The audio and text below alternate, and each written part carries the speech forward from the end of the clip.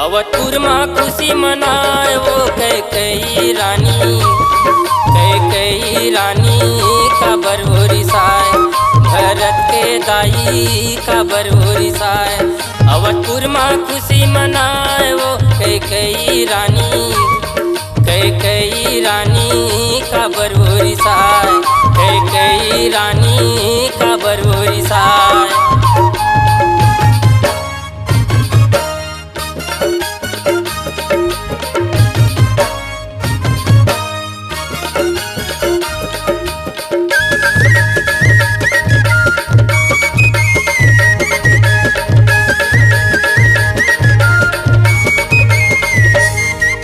माथे में बिंदिया लाली लगा ले, रूप रंगला तोरे सजा ले हे रानी।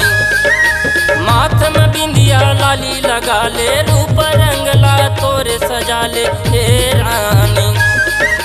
कौन तोला भरमाए हवै वो, कौन तोला सताए हवै वो हे रानी।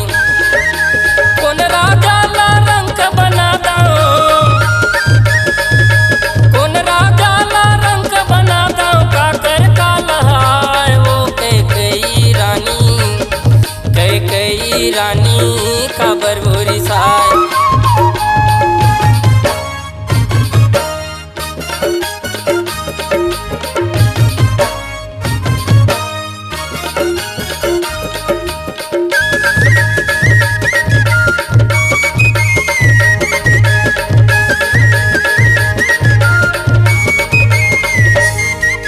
भरत बर मांगे राजगद्दी, राम बर मांगे तै बनवासी हे रानी।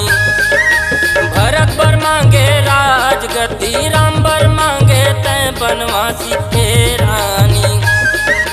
जगमा हो ही तोर हसाई, अवधपुर माँ पर दुहाई हे रानी। कौन राजा ला रंग बना दो,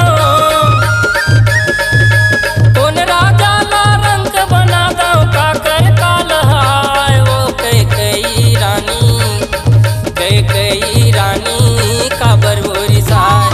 अवधपुर माँ खुशी मनाए वो कैकेयी रानी, कैकेयी रानी का बरहोरी साय, कैकेयी रानी का बरहोरी साय।